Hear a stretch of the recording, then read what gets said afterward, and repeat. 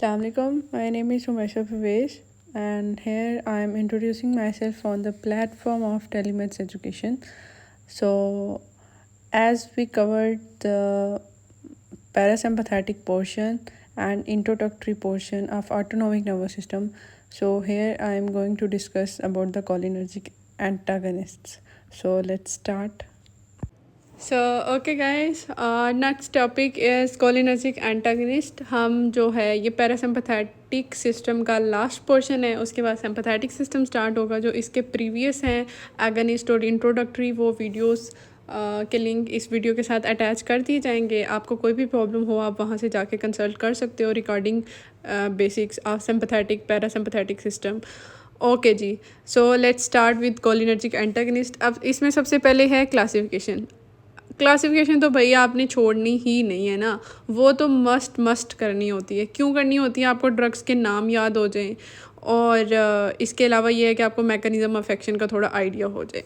ठीक है, तो आपको मुझे आइडिया है, ये आप पहली दफ़ा देख के बहुत घबरा जाएंगे, आपको कभी भी याद नहीं होंगे. आप 2 नाम याद करें, जो छोटे छोटे और इम्पॉर्टेंट नाम हैं आप वो याद करें. जब सेकंड टाइम आप पढ़ेंगे आपको 4 नाम याद होंगे. तीसरी दफ़ा जब आप पढ़ेंगे 6 नाम याद हो जाएंगे. ठीक है, तो आहिस्ता आहिस्ता आप लोगों को सारे नाम हो जाते हैं याद. ये एट्रोपिन, बेंजोट्रोपिन, साइक्लोपेंटोलेट, ये भी कुछ भी नहीं लगता, आसान लगते हैं. ओके, तो इसमें से जो सबसे ज़्यादा इम्पॉर्टेंट है वो है हमारे पास atropine. Very very important drug. मैं कहती हूँ अगर ऑटोनॉमिक नर्वस सिस्टम में सबसे इम्पॉर्टेंट अगर क्वेश्चन देखा जाए वेटेज, तो इस चैप्टर में एट्रोपिन की है. ठीक है, इस चैप्टर में से अगर आप लोगों ने सिर्फ एट्रोपिन किया बाकी नहीं किया फिर भी कोई प्रॉब्लम नहीं. लेकिन अगर आपने एट्रोपिन नहीं किया और बाकी सब किया है तो समझ लें कि ये चैप्टर आपने किया ही नहीं है. अक्सर ऐसा वाइवास में होता है कि एट्रोपिन क्योंकि बेसिक ड्रग है, तो अगर एक्सटर्नल वाइवा स्टार्ट करते हैं, क्योंकि मोस्टली जो एक्सटर्नल होते हैं ये इंटरनल होते हैं, वो वाइवास हमेशा बेसिक से स्टार्ट करते हैं मोस्टली ऑटोनॉमिक नर्वस सिस्टम से. तो ऑटोनॉमिक नर्वस सिस्टम में obviously atropine is very important drug. तो जिसको एट्रोपिन के एक्शंस नहीं आते, तो इंटरनल तो है, वो तो डिपेंड करता है कॉलेज वालों पे और आपके इंटरनल के साथ किस तरह के रिलेशंस हैं, अच्छी इंटरनल रही है इस तरह उस तरह. लेकिन एक्सटर्नल मैंने देखा है कि एक्सटर्नल फेल करके जाते हैं. आपको एट्रोपिन के एक्शन आपके फिंगर टिप्स पे होने चाहिए. आप सो रही हो, आपको एट्रोपिन के एक्शन पूछे आपको आने चाहिए. Okay, let's move forward. ये जो डायग्राम है ये आप कर लें, ठीक है, नहीं करनी मर्ज़ी है आपकी. लेकिन क्योंकि बुक में लिखी हुई है तो ऑब्वियसली किताब वालों का भी थोड़ा हक अदा करें. एक दफ़ा पढ़ लें, ज़्यादा दफ़ा ना पढ़ें. उसके बाद जब आप पढ़ेंगे तो आपको पढ़ने की ज़रूरत नहीं होगी. बट एक्शंस, मैं कहती हूँ इसको आपने घोल के पी जाना है. मैंने प्रीवियस वीडियो में जो इंट्रोडक्टरी वो वीडियो थी ऑटोनॉमिक नर्वस सिस्टम की, उसमें मैंने बताया हुआ है कि सिम्पैथेटिक सिस्टम के किस किस तरीके से एक्शंस होते हैं. जीआईटी में, आई में, लंग्स में, आपके पास यूरिनेशन पे क्या रोल होता है. तो क्योंकि ये कोलिनर्जिक एंटागनिस्ट है ना, तो ये पैरासिम्पैथेटिक एक्टिविटी को इनहिबिट कर रहा है. तो जब पैरासिम्पैथेटिक एक्टिविटी इनहिबिट कर जाएगी तो कौन सी एक्टिविटी जो है वो डोमिनेट कर जाएगी? सिम्पैथेटिक. तो आपको वहाँ से आइडिया हो जाएगा कि सिम्पैथेटिक से कितने रिलेटेड हैं एट्रोपिन के एक्शंस. तो वो आप एक दफ़ा वहाँ से कंसल्ट कर लीजिएगा. Okay, next move forward. इसमें ये जो इसके एक्शंस हैं कार्डियोवैस्कुलर में, सिक्रीशंस में, ये आपने बहुत अच्छे से करने हैं. कार्डियोवैस्कुलर में 1-2 नंबर का पूछ लेते होते हैं बायफेजिक इफेक्ट ऑफ एट्रोपिन. ठीक है, ये आपने करना है कि कैसे जो लो डोज पे हमारे पास हार्ट रेट जो है वो डिक्रीज़ कर रहा होता है और कैसे हम हाई डोज पे इंक्रीज़ कर जाते हैं, कि किन रिसेप्टर्स का रोल होता है. उसके बाद रिसेप्टर से मुझे याद आया, पिछली वीडियो में मैंने रिसेप्टर्स का मिक्स कर दिया था. वो आपने लिपनकॉर्ट से रिसेप्टर्स का टेबल बहुत अच्छे से करना है. आपको रिसेप्टर्स की वो डिटेल जो इतनी लंबी चौड़ी लिखी होगी किताब में वो करने की ज़रूरत नहीं है. सिर्फ रिसेप्टर्स कहाँ कहाँ लोकेशन उनकी वो पता होनी चाहिए. एक शॉर्ट मैं बता देती हूँ. जो हमारे पास होते हैं M1 रिसेप्टर, M से लेके 5 तक, M5 तक रिसेप्टर्स CNS में सब प्रेजेंट होते हैं. लेकिन जो M1 रिसेप्टर्स होते हैं वो गैस्ट्रिक गैंग्लियन में होते हैं. M2 आपने याद रखने हैं हमेशा हार्ट में. जब पैरासिम्पैथेटिक सिस्टम का बात होगा तो M2 रिसेप्टर्स हार्ट में होंगे. M3 रिसेप्टर्स के लिए ये मैं बता देती हूँ कि वो ब्लैडर में होंगे, ब्रोंकस में होंगे, आई में होंगे. ठीक है, तो इस तरीके से आपने जो है ना याद कर लेना है, वहाँ पे लिखा हुआ है. उसके बाद अगर हम यहाँ चढ़ें, इसकी थेराप्यूटिक यूजेस बहुत इंपॉर्टेंट है. ये एट्रोपिन तो मैं कहती हूँ आपने सारा ही करना है. इसके एडवर्स इफ़ेक्ट्स आपने करने हैं.